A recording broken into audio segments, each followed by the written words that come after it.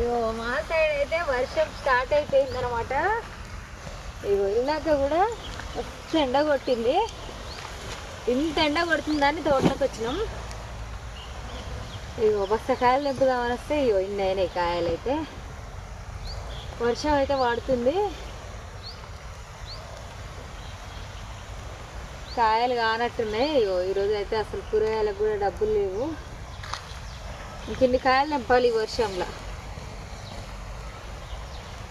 ఎట్లనో ఏమో భయం అవుతుంది.